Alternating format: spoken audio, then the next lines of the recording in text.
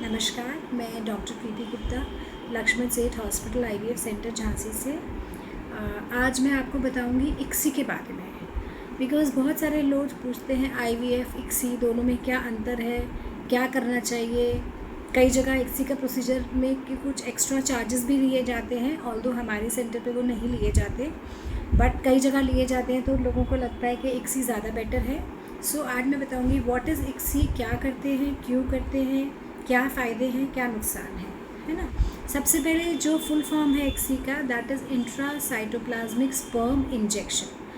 मतलब इसमें क्या होता है, जैसे जो आईवीएफ होता है, आईवीएफ में हमने क्या किया, एग्स अच्छे बनाए, फिर अंडे बाहर निकाले, फिर इंक्यूबेटर में हम एग्स के साथ कुछ 1000 नंबर्स में अराउंड 25,000 के आसपास हमने उनके फ्यू थाउजेंड वो स्पर्म्स रख देते हैं कल्चर मीडिया में और एग्स के संग में, तो जिससे कि एग अपने आप स्पर्म अपने आप एग को फर्टिलाइज़ करता है एंड आफ्टर फ्यू आवर्स हम लोग चेक करते हैं फर्टिलाइजेशन हुआ या नहीं हुआ। This is standard IVF protocol. Okay, अब जो इक्सी होता है उसमें क्या होता है, इंट्रासाइटोप्लाज्मिक स्पर्म इंजेक्शन।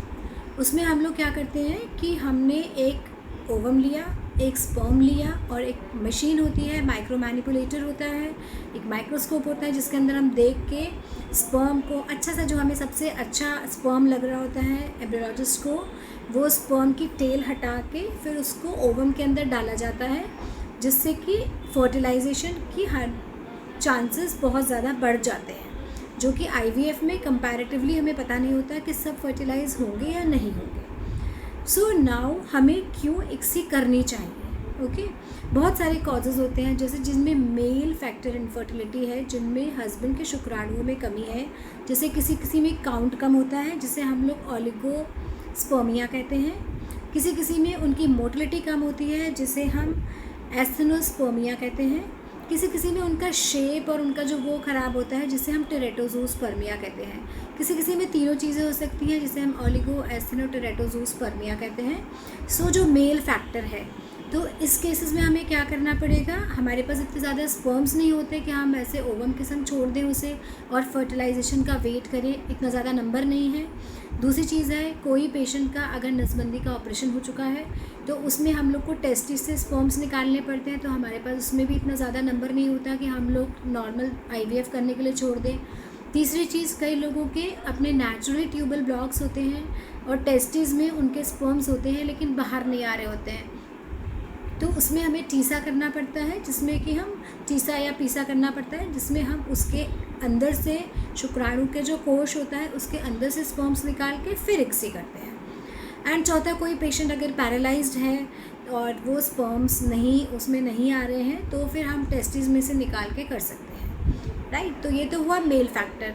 कुछ फीमेल फैक्टर्स भी होते हैं, जैसे कि अनएक्सप्लेन्ड इनफर्टिलिटी, जिनकी हम सारी जांचें कर चुके हैं, सब कुछ कर चुके हैं, लेकिन उनको प्रेगनेंसी नहीं आ रही है, एवरीथिंग इज़ फाइन, तो उसमें ज़्यादातर ये एक फैक्टर होता है जो कि हो सकता है कॉज हो इनफर्टिलिटी का, बच्चे नहीं होने का, तो हम लोग इक्सी करते हैं। इक्सी एक तरीके से आईवीएफ का फादर है, मतलब more advance technique then IVF. अच्छा, एक चीज़ ये भी हो सकती है कि हमने आईवीएफ किया और हमने स्पर्म्स रख दिए ओवम के संग में, लेकिन फर्टिलाइजेशन नहीं हुआ, लेकिन ये हमें तब पता पड़ेगा जब हम बाद में देखेंगे, फिर हम इक्सी भी नहीं कर सकते। तो कुछ लोगों का मानना ये है कि इक्सी बेटर है, एटलीस्ट हमें फर्टिलाइजेशन रेट प्रॉपर मिल जाता है।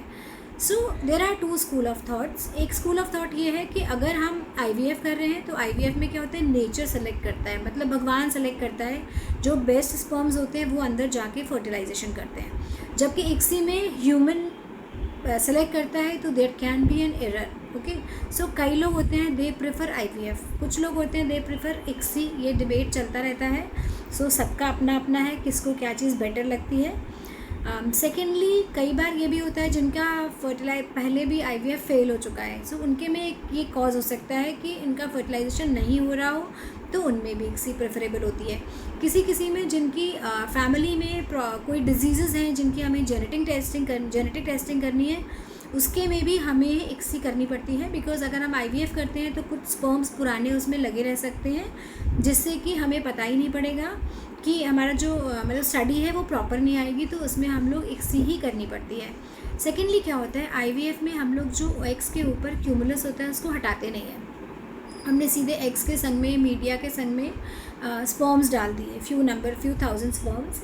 और जो ICSI होता है उसमें हम लोग उसको डिन्यूट करके जो क्यूमुलस सेल्स होते हैं वो हटा लेते हैं। तो हमें एक्चुअली ये भी पता पड़ जाता है कि एग्स कौन से अच्छी क्वालिटी के हैं, कौन से अच्छी क्वालिटी के नहीं हैं। तो अगर हम IVF कर रहे हैं तो हमें ये नहीं पता पड़ेगा कि हमारे एग्स में प्रॉब्लम थी या हमारे स्पर्म्स में प्रॉब्लम थी जो कि फर्टिलाइजेशन नहीं हुआ।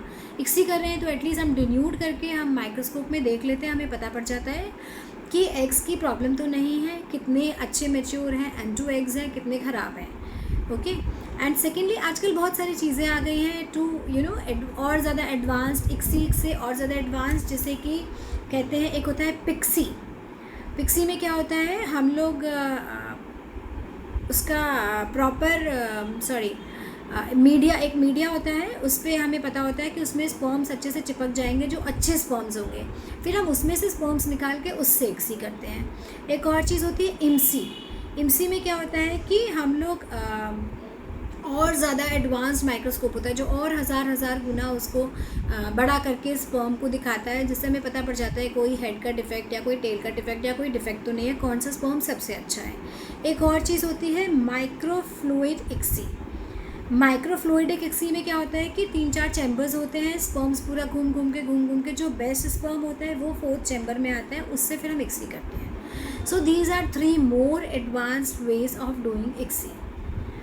तो लाइक सबका अपना अपना है, किसको क्या पसंद आ रहा है, बट हमारे सेंटर पे हमारे जो एम्ब्रियोलॉजिस्ट है और हमारी जो टीम है, बिकॉज हमें लगता है कि we don't charge anything extra for ICSI। बाकी मैक्सिमम सेंटर्स पे ICSI के चार्जेस अलग होते हैं, तो ये हमारे पेशेंट्स के लिए एक बेनिफिट हो जाता है that without giving extra charges they are getting 100% ICSI डन। सो फर्टिलाइजेशन होना के पूरे चांसेस हैं, मतलब अच्छा खासा रेट ऑफ फर्टिलाइजेशन होता है, और उसके बाद जो बेस्ट एम्ब्रियोज़ होते हैं वो ब्लास्ट बना के ट्रांसफ़र करते हैं, जिससे चांसेस बढ़ते हैं। और हमारी पूरी कोशिश रहती है कि हमारे मैक्सिमम पेशेंट्स को कहीं और भटकना ना पड़े और उनका 1 या 2 साइकिल में प्रेगनेंसी हो ही जाए, एंड मैक्सिमम लोगों को हो भी जाती है। So thank you for watching my video. Please don't forget to like and subscribe. और आपके दिमाग में कोई भी क्वेश्चन आता है, कोई भी क्वेरी आती है, आप प्लीज़ कमेंट बॉक्स में लिखिए, तो आपको हम जवाब देंगे या कोई नया वीडियो उसके ऊपर बनाएंगे। Thank you so much. नमस्कार।